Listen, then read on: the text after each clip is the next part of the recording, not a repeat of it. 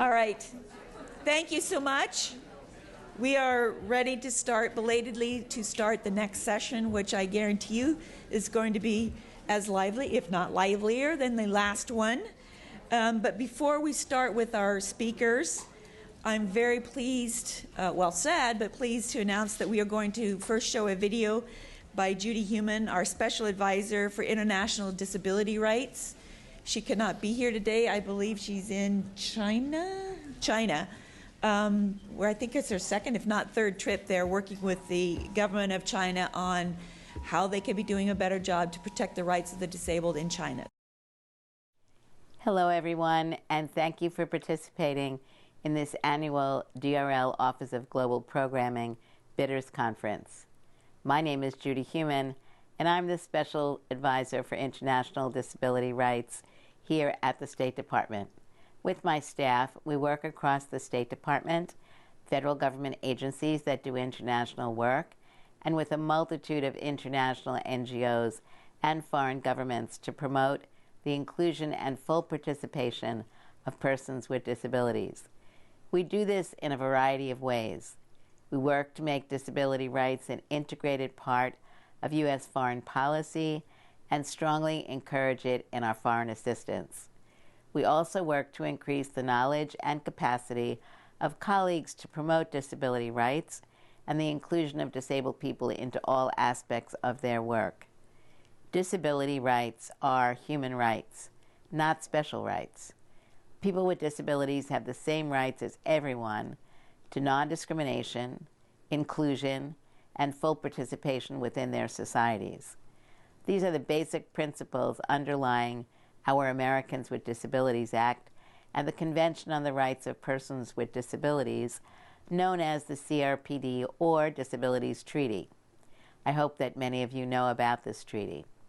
Yet the rights of disabled people are often violated due to prejudice and discrimination. Physical, attitudinal, and institutional barriers can also marginalize us. When we talk about promoting and advancing the rights of persons with disabilities, it's also important to emphasize how critical this is for women and girls. Women and girls with disabilities are far more likely to suffer from gender-based violence and sexual abuse than our non-disabled peers. Some studies indicate we are at least 30 to 40% more likely to be victims, and frankly, all women and girls who survive GBV are likely to have acquired some kind of mental or physical disability. Women and girls with disabilities are also more likely to experience additional discrimination simply by virtue of being female. This happens in the realms of education, job training and employment opportunities, leadership training, access to justice, and in many other areas of life. This is why it is important to emphasize the inclusion of women and girls with disabilities in our foreign policy and in our programming efforts. Thankfully, we see positive changes occurring due to the work of disabled people's organizations and the influence of important instruments such as the Convention on the Rights of Persons with Disabilities. As a signatory to this treaty, we promote the rights of persons with disabilities by encouraging effective implementation of the Disabilities Treaty by states parties. This includes linking U.S. expertise and technical assistance to interested governments. We also work with civil society in other countries, especially disabled people's organizations, to strengthen their ability to effectively promote disability rights and participate in implementation and monitoring of the Disabilities Treaty. So why is this so important for DRL programming? First, including persons with disabilities in all DRL programming wherever possible makes your proposal more responsive and more attractive to proposal review panelists. We look for effective inclusion of disability in your statements of interest or your SOIs, in your full proposals, in your program activities and objectives, and in proposed outputs and outcomes. We look for this whether the program in question is disability-focused or not. Everyone here wants to get awarded DRL funding for your proposals, or you wouldn't be here. and this is a great way of improving your chances. I strongly believe that the main reason more applicants don't include disability in their proposals is they don't know where to start. They may not know of any local disabled people's organizations and other NGOs that focus on disability rights. There are many U.S.-based groups with whom your organization could partner that would strengthen your proposals while addressing the needs of persons with disabilities. We are currently, or have recently done, disability-specific programming in Cambodia, Laos, Thailand, Vietnam, Morocco, Libya, Kenya, Tanzania, Mexico, Armenia, and other countries. We can help you locate local partners when needed. Secondly, and more importantly, disability inclusion is the right thing to do when we're working so hard to advance the human rights for all people. Among historically marginalized communities, such as the LGBT community, women and girls, youth, and religious and ethnic minorities, disabled people are part of these communities. Disabled people around the world, for a variety of reasons, are often the forgotten people. We've often not been visible because societies and communities are not inclusive. In many countries and regions, disabled people are also ostracized because communities are not inclusive. Families are embarrassed. They choose not to face the risk of discrimination, and on and on. We must not let this continue. As supporters of USG-funded human rights programs, we must proactively address the issues and human rights concerns of disabled people, and a great way to do this is through our DRL programming. Finally, I just want to say that being inclusive of disabled people in our DRL programming and programming across the State Department is also a great way to open the door to discussions and programming for other, perhaps more sensitive human rights issues that many governments don't like to discuss. In many cases, host governments are willing to work on advancing the rights of persons with disabilities, including through the Disabilities Treaty. We can use this opportunity to open the door, to continue, or in some cases start a conversation on other more sensitive human rights concerns. Thank you very much again for your interest and participation today. I look forward to seeing how we can all work together to be more inclusive. I also encourage you to speak to other NGOs who have successfully begun to include disability in their DRL-funded programs and in other projects that the State Department is funding to get knowledge and experience that will help you move forward. Thank you very much. So I told you she's fantastic. I'm so sorry she couldn't be here in person, but we do have our team lead in the Office of Global Programming, Ramiro Martinez. Can you stand up? So Ramiro can answer your questions on programming that we do in the field of protecting the rights of the disabled. I also want to note, for those of you who've been paying attention to our solicitations in the past 4 years, that we now include language in the instructions for program submissions that we privilege proposals from organizations for your programs that you are inclusive of populations at risk. That includes persons with disabilities. It includes populations at risk such as LGBTI persons, ethnic and religious minorities, women and children. So we are, again, it's not a requirement, but those are the ones that we will look at more favorably of saying this is a good inclusive program proposal. So with that, I want to turn to our panelists, and I know we're squished for time, and I need to mix up the order a little bit because a couple of them have to leave. I know you all have to leave because I know you all are busy. So I'm going to mix up the order and have our Special Representative for International Labor Rights, Sarah Fox, start off. Great. Thank you for the opportunity to be here today, and thanks to all of you for all of the important work that you do. As Judy said about disability rights, we support labor rights here at the Department of State because labor rights are also human rights.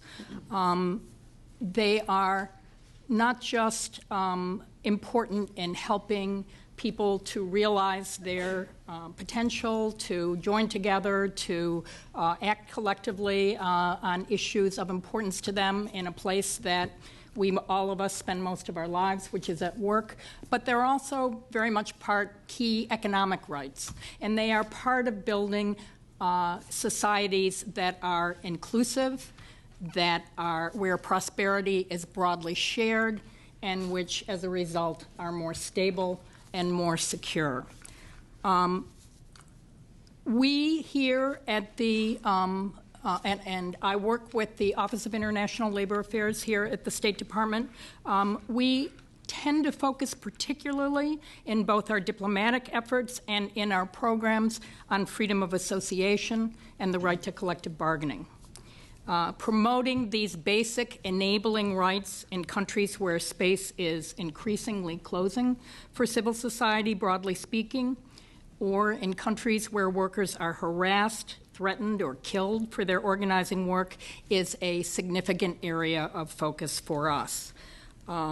We believe that independent labor organizations are important incubators of democratic practices at the grassroots level.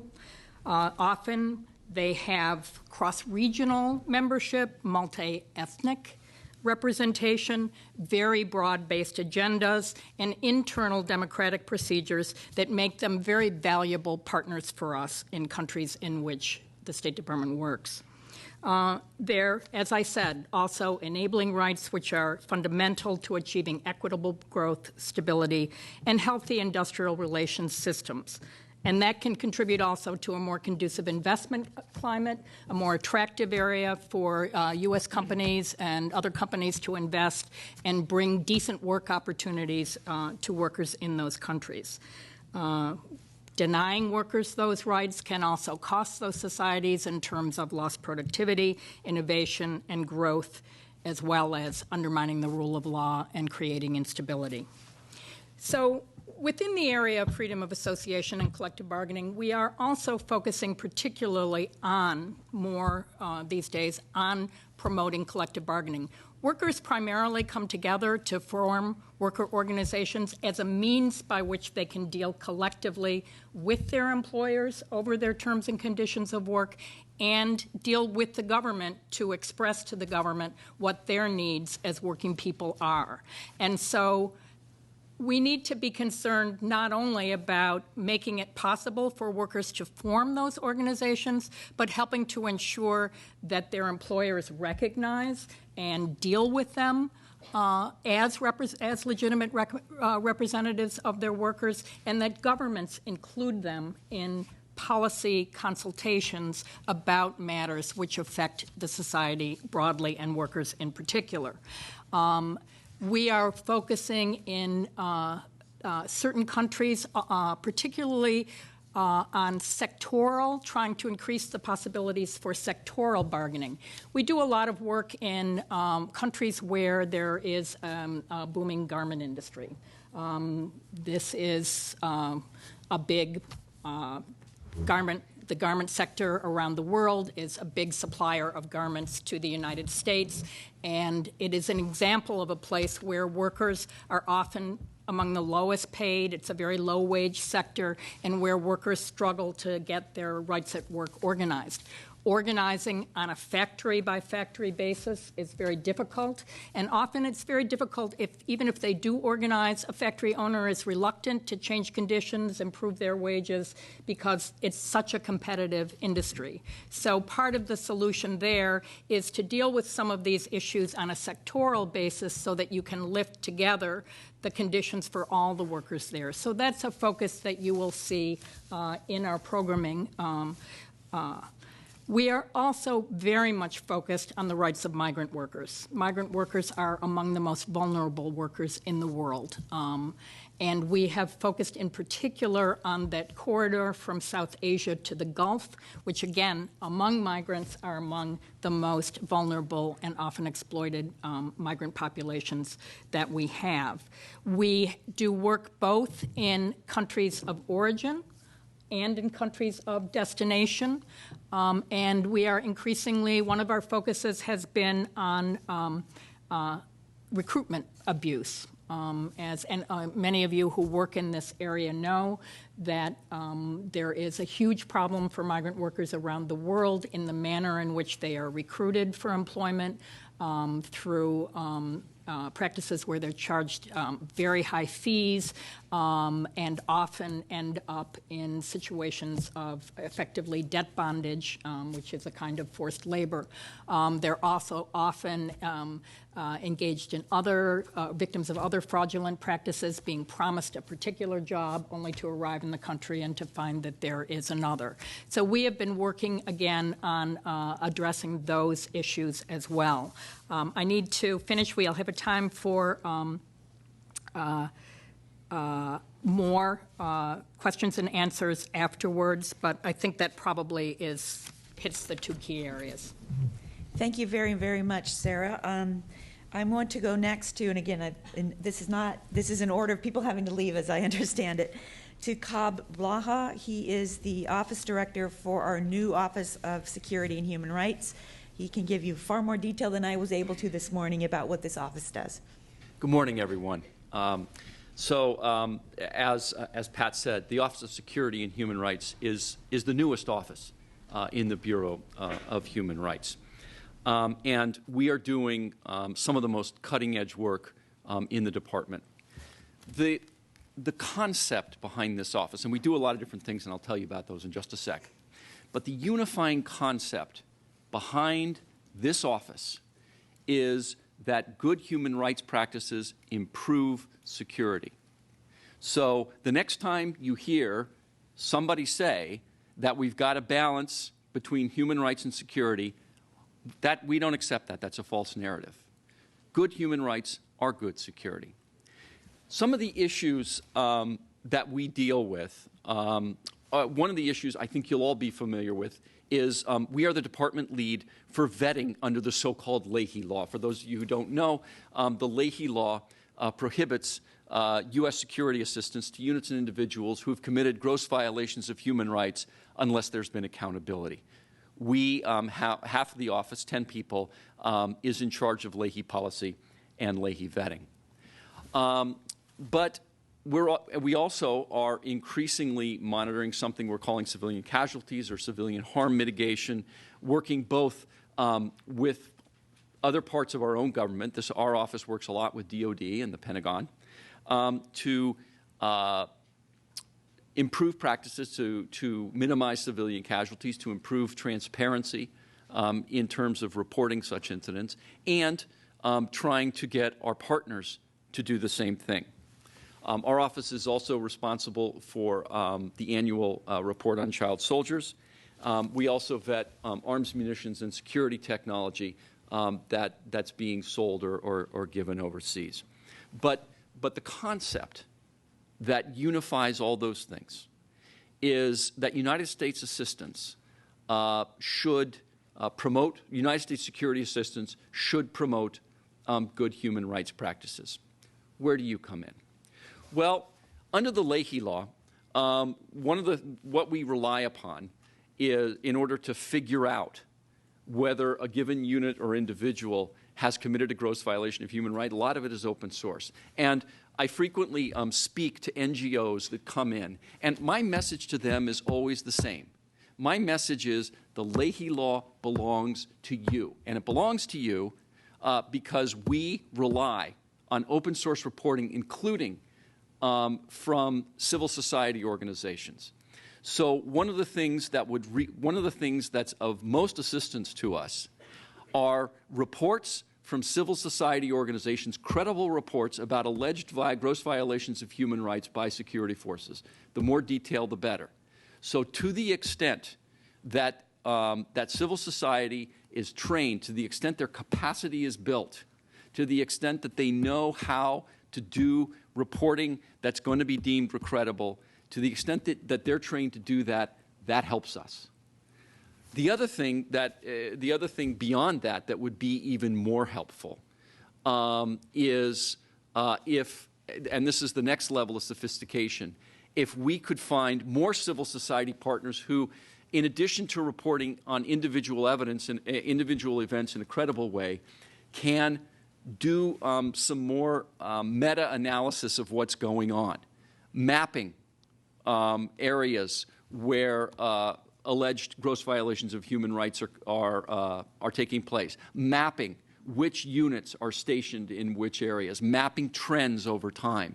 These are the kinds of things that will be very, very useful to us, because when we are talking to our interagency partners about whether a unit is eligible or not, they always look at whether the information is credible and the indicia of credibility, and also trends. But we think, and you'll agree, that far better than mapping human rights violations after they occur and denying assistance to units is prevention. And so the other thing that we are very interested in is figuring out what's going, if there are things in countries that are going right, what's going right. And again, civil society can be really important. One of the things, the United States government and the United States military and different parts of the State Department train security forces, they train police, they train militaries on human rights. But one of the things that would be really helpful would be for each country to have trained civil society that knows how to interact with the military, that knows the military, and that can make feasible, concrete recommendations to militaries for practices that will reduce gross violations of human rights, that will reduce civilian casualties, and more and more civil society organizations that can responsibly interact with militaries to promote investigation, prosecution, and conviction of security force members who committed gross violations of human rights. And why is that important? Well, it's important because it's justice, but it's also important from our point of view because once that happens under the Leahy Law, that unit can again receive assistance. And that's really the goal. I mean, if we don't want 20,000 U.S. troops to be invading countries every 5 years, we need responsible partners who have rights-respecting, accountable security forces, and this is the path. The same thing on child soldiers. We rely heavily, when we're figuring out whether to list a country or not, on civil society reports. And so to the extent that civil society is made familiar with the Child Soldiers Protective Act and is able to responsibly and credibly and in detail report upon those things, that's something that would be a very major help to us. So I see I just got a pink sign that says time, so I'll call it here. But this is an area where the involvement of civil society can really, really be key. And to the extent that you all could find civil society partners to train, it would be all to the good, and it would make a measurable impact. Thanks. Thank you, Cobb. And I will say, I can't overemphasize, we can't overemphasize the need for good, credible reporting with granularity on security sector abuses units, for example, names. That's very helpful. And some of the more powerful programs I've also seen is when we brought civil society activists, human rights activists together with military in the same room. So let me keep moving on here. David, do you mind if I let you go last? Okay. So then I will talk to our newest special envoy. It's our special envoy for the human rights of the LGBTI persons. Randy's first-year anniversary was 2 days ago, is that right? It was, yeah. So it's been a thrill to have been working with him for the past year. Randy Berry. Thank you, Pat, and good morning to you all. It's a real privilege to have a few minutes to talk a little bit about what the Department of State, what the U.S. government is doing in terms of the promotion of the human rights of LGBTI persons globally. As Pat mentioned, this is really one of the newer policy areas of focus for the United States government. Though I've just been on seat for the last year, we actually began our policy advocacy work and program work in 2011. It was that year that two important things occurred. One was the issuance of a presidential memorandum that outlined 5 core policy areas in which we as part of the U.S. government would be focusing on this particular issue. And then that same year, Secretary of State at the time, Hillary Clinton, delivered a speech at the Human Rights Council in Geneva, which basically paraphrased of something you heard from Judy Heumann was that Judy said that disability rights are human rights. This is the phrase that the Secretary used in also drawing an emphasis on global women's issues and women's rights. She applied it also to the case involving LGBTI persons as stating that it is as simple as the fact that it's a core human rights issue. I wanted to talk just a little bit about, in addition to those 5 core policy areas, some additional areas of focus that we will be working on over the coming months, the remainder of the time of this administration, to talk a little bit about the principle of integration, which you also heard Judy talk about, which is a very important, I would say, critical part of our work. And then lastly, to talk a little bit about our funding and program side, which is principally through the Global Equality Fund. First of all, in terms of policy areas of focus that we're going to be really honing in on for the remainder of the year, I just want to throw out 4 that I think are especially relevant to this particular crowd. One of them is to continue our work to seek decriminalization of same-sex activity around the world. That, as many of you might know, that one of the principal challenges that we face is that in more than 75 jurisdictions around the world, there is some form of criminalization to be a member of our community. And obviously, we're deeply concerned with those countries that levy penalties on those laws, including the death penalty in a small number of those. The vast majority of those nearly 80 countries that criminalize, in fact, don't do anything to enforce those laws. That doesn't make them any less onerous. That really we're working with countries that don't and have never really enforced their anti-LGBTI laws to get them off the books, because we believe it gives a sanction for vigilantism. It gives a nod to those who would continue to discriminate, and we think there's no place for those kinds of laws in our world today. So that's going to continue to be a focus. We have seen some success, not enough. Mozambique was the most recent jurisdiction to criminalize last year. The government of the Seychelles has announced an intent to do the same. We want to see more and more countries following that footprint. A second policy area we're going to be focusing on is how to focus on issues related to bias-motivated crime and reduce violence against members of our community. Just last June, the White House convened a special summit during Pride Month last year to talk about issues related to bias-motivated crime, and we're currently working on enhancing and developing new strategies to make sure that we're matching our program work to this policy interest. But that's going to remain a significant issue.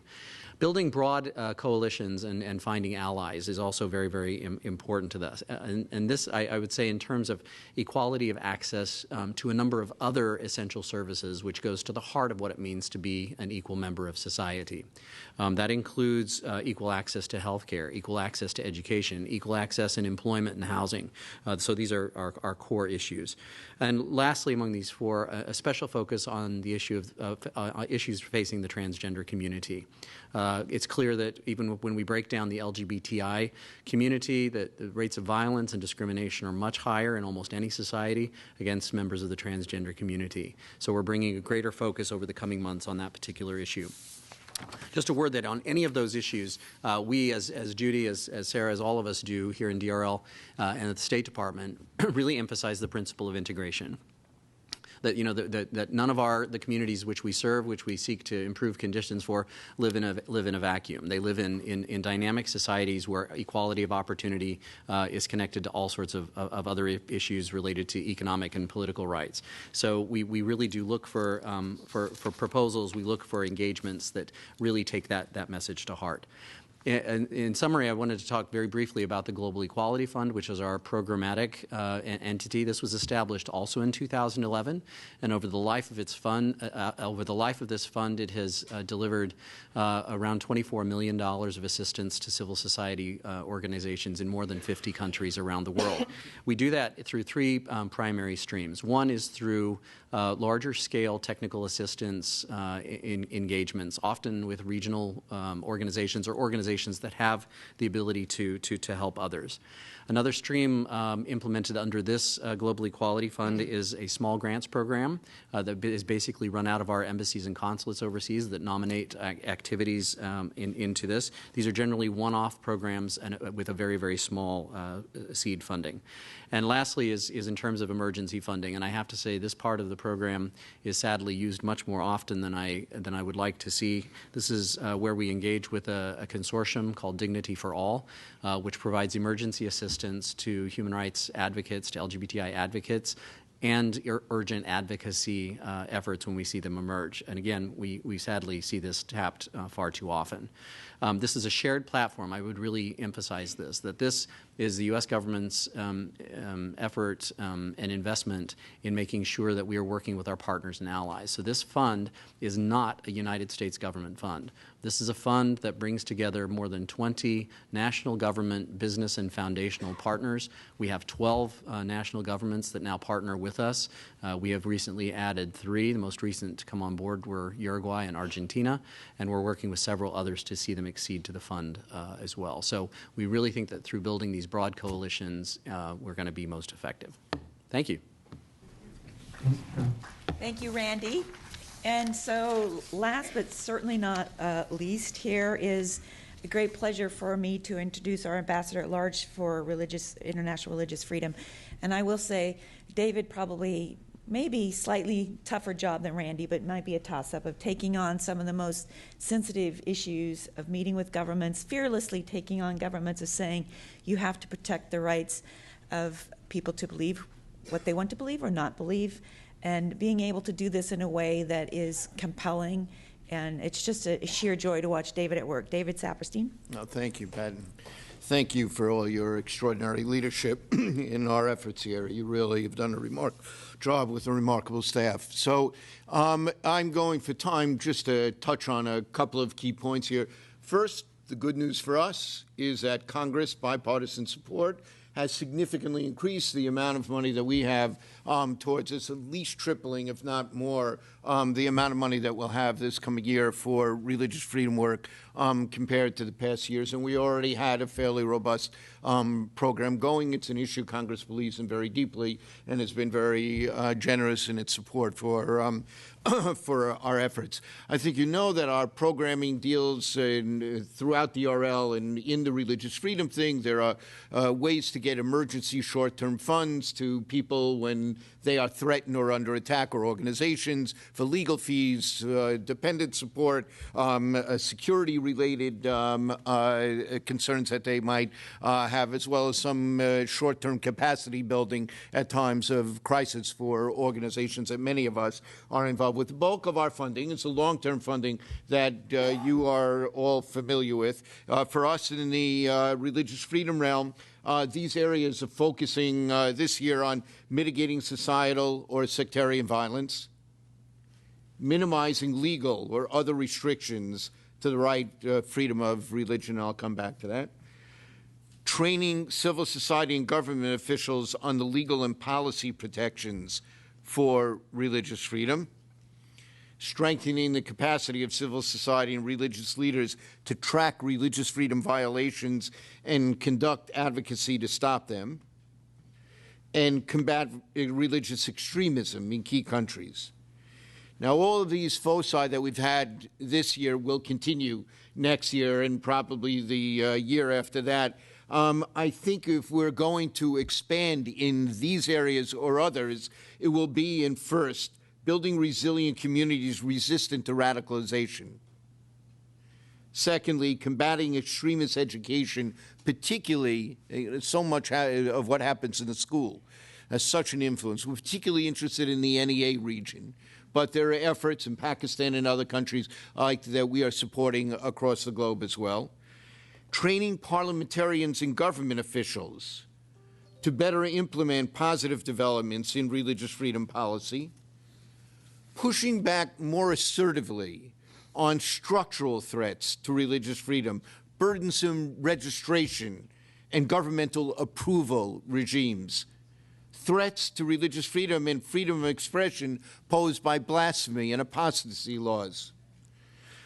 Strengthening our efforts in lifting up the links of religious freedom. I talked about all the work we're doing in terms of extremism, but we want to connect it with the broader agenda of the department and out in the field, have it better integrated with CVE, CT, conflict resolution efforts that are robust efforts here, but the religious freedom parts of that need to be lifted up. And finally, I would just add, we do a good job in tracking rates of attitudes or actions dealing with categories of hate crimes in terms of anti-Semitism and some other hate crimes, but there are other areas, Randy, I would include the LGBT community, and for us, Islamophobia, where we want to expand what we're doing in these areas and get better data available, because when countries have data in front of them, it's much easier for us to engage with them about being effective. So these are some of the areas that we're going to be moving in. Just to give you a few examples of this, in Iraq and Syria, a lot of our programs are dealing with mitigating societal and sectarian violence and strengthening the resiliencies of those religious minority communities that are being targeted by extremists, and strengthening the capacity of civil society and religious leaders to track religious freedom violations and conduct advocacy to stop them. In Syria, in addition, we're focused, and this will be true in Iraq as well, on transitional justice issues, internet and media freedom as well here.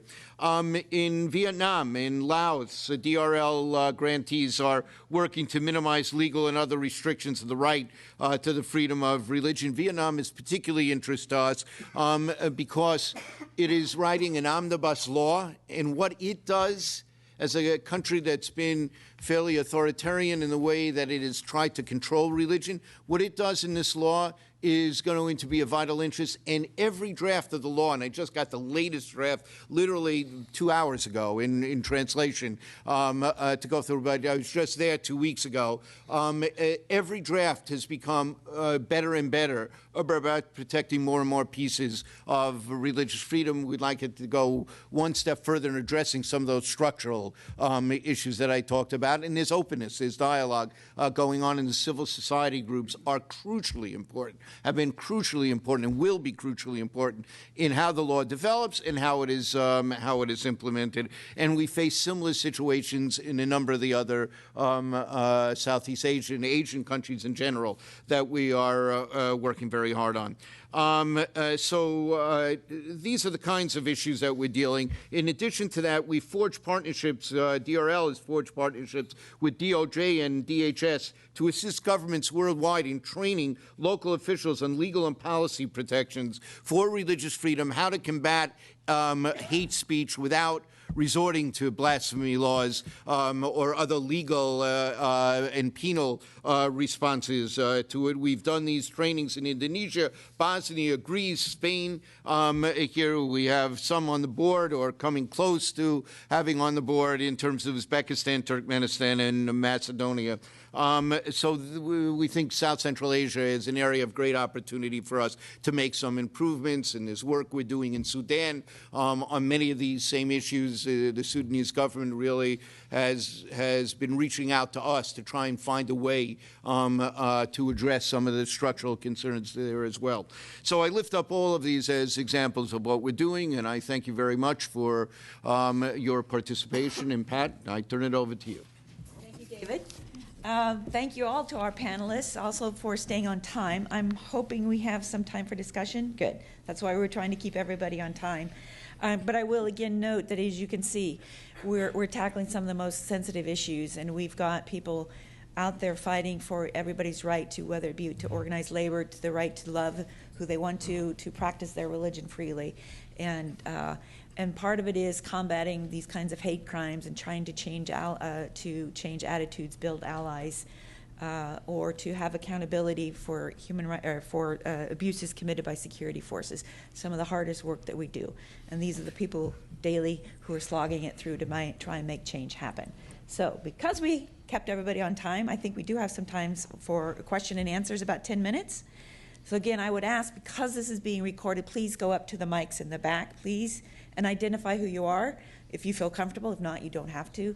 I wanted to note before, we don't have wireless mics here because we can't do anything wireless in the State Department for security reasons. That's why you got to go up to the old-fashioned mics. Great, thanks so much. Ashton Geezy, I work at Outright Action International. And of particular relevance to me, because I used to work here in the building as a representative from the Defense Department, I'm really interested to see if there are any efforts yet basically trying to get LGBT issues into that sort of human rights training that's happening for defense officials around the world. Ashton, thanks for that question.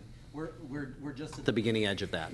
This has been a pretty active year as we've weighed in, but we have recently established a good connection with our Department of Defense, and we're going to be starting that initiative. So I'm hopeful that we'll see some progress on that. Yep. More questions? Sorry. Hi, I'm Eric Sommerfeld at the University of Maryland. I'm interested in a question across all of these areas. What role does Internet security and Internet freedom play in LGBT issues, in religious freedom issues, and what emphasis is being placed from many of you on Internet security, Internet freedom? I'd be glad to correct it there, or any of the others, but you can talk about the Internet freedom component of the program. That's a very big part of our programmatic activity. I will say, yes, Internet freedom is a very big part of what we do in DRL, and unfortunately, Das Busby, who's the lead on this, was not able to be here this morning. But you've raised a really important point that through our Internet freedom programs, what we're trying to do is make it it's not an access issue. It's when people are on the Internet that they are able to practice the same rights online as they do offline. So we focus our programs on digital safety on the most vulnerable populations and those who are most at risk, human rights activists, journalists. But we have developed special programs for people who are at particular risk. We have done many for the LGBTI persons about how to be very safe online and not to make themselves even more vulnerable than they are. Same with people in religious faith. We've done some very interesting programs working with faith-based organizations, as well as, I don't want to get into too much detail, but in places where it's very dangerous for you to be practicing a different religion or to not be practicing a religion, we've kind of created some apps that alert you to when you might be facing imminent danger. It's one of our more exciting things that we've done. So we do it across the board. That's what we try to do. We make sure that those populations most at risk are getting access to our digital training, but also developing apps that might be specific to them. Also a lot more on cell phone technology. I think, again, across the board, one of the first things we did a couple of years ago was to create the panic button. For cell phones, you could download the app, and if you felt that you were about to have your cell phone confiscated by security, you could push the panic button and it would erase all of your contact information so that you didn't put yourself in danger or any of your contacts. But I would add, if I'm guessing also about the question here, I would add also one robust part of this. That's not just here, it's across the government in several other departments as well, are ways to get around efforts of repressive governments to block Internet communications, and that's another big piece of what we're doing as well here. So yeah, a lot of anti-censorship so that people in countries where we know they are doing circumvention technology, doing censorship technology, how to get around that, and also about a software that would enable you to be anonymous or encrypt your messages to make you safer. I don't have much to add to that, except that it's a principal concern as well, both in terms of censorship and the desire of some governments to limit access, but also the use of Internet-based platforms to entrap people. Yeah. And again, we've talked a lot about documentation. We are supporting a lot of you to do documentation of human rights abuses, whether it be security sector abuses or abuses to persons with disabilities or from the LGBTI community. If you're documenting that, you're storing your data someplace, and again, that's going to make you extra vulnerable. So we are very attuned to that, to make sure any program that we're supporting that would be doing anything online, gathering data, that it's also being stored and managed in a way that makes it safer and does not put you at greater risk. Pat, that's a segue to my question, and I commend the panel, but I especially commend Ambassador Saperstein and Mr. Blaha. because I think you both mentioned, as well as the prior panel, about how important documentation is. We work in northeast Nigeria, where there's extreme failures on all accounts of society to provide equity for those that Boko Haram has attacked. And we are putting together some analysis and some data. But my basic question is there some training that we need to go through? We've got thousands of data points. We've got hundreds of thousands of stories as well. But then, and we've got a team working it right now trying to put data together. But my question is, do you have a basic 101 on how to do that documentation that meets the State Department's requirements?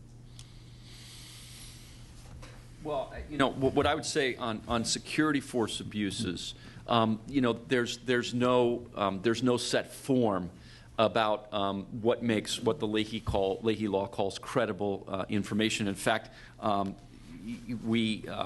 those of us in this office have really advocated keeping the form as flexible as possible in order to give us the widest possible latitude to consider what is and is not credible.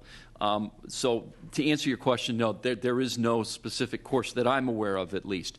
I think maybe the closest things would be the types of courses that perhaps already exist for journalists.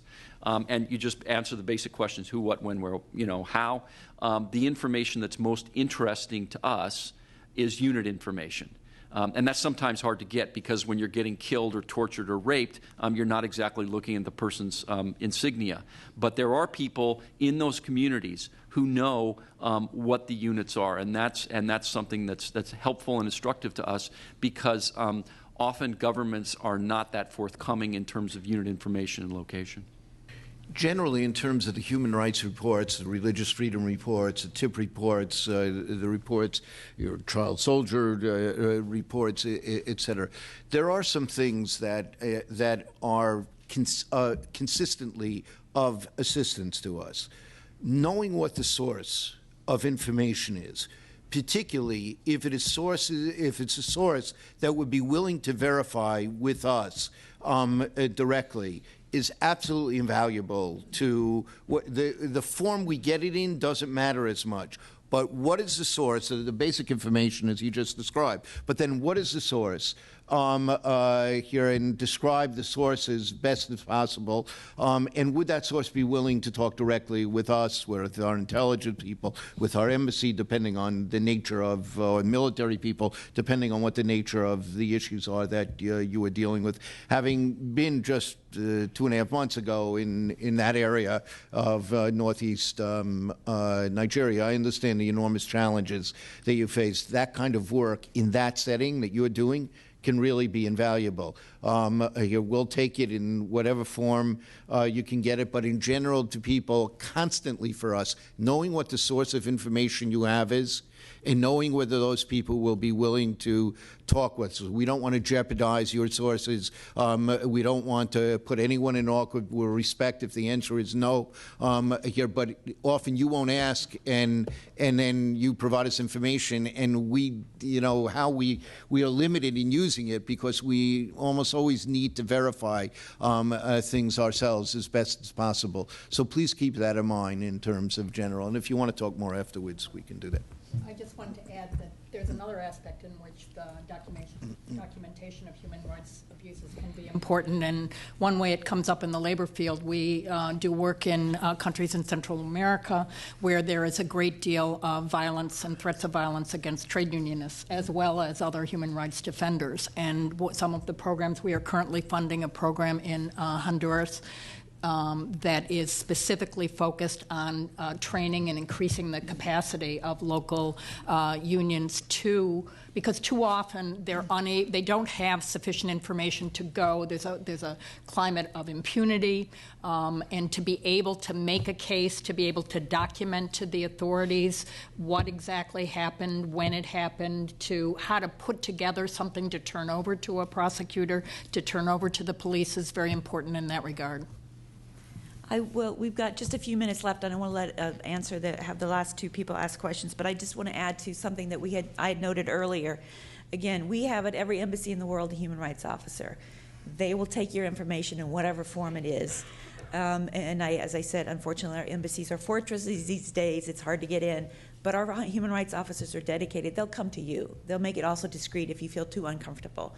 So they'll happily meet you someplace else. They will take that information. And also you should know that it is our human rights officers out in the field who draft the human rights report.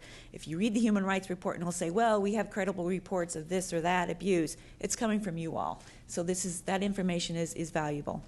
So I'm going to leave time for the last two questions, please.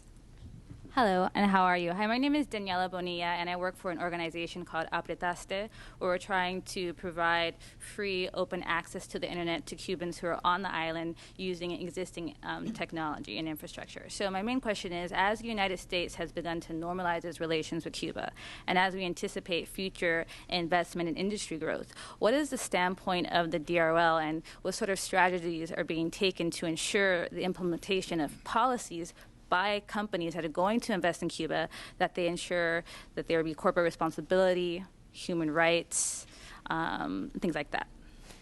Well, unfortunately, we don't have our DAS here who could talk about that. I know, though, however, there have been extensive negotiations going on in the telecommunications field to I think, get at what you're talking about. And may I call on Cobb if you can add anything to that in his former position? You know, I don't know. I can't say whether we've been advocating with. I think this is your question: whether we've been advocating with United States companies who are going to invest in Cuba.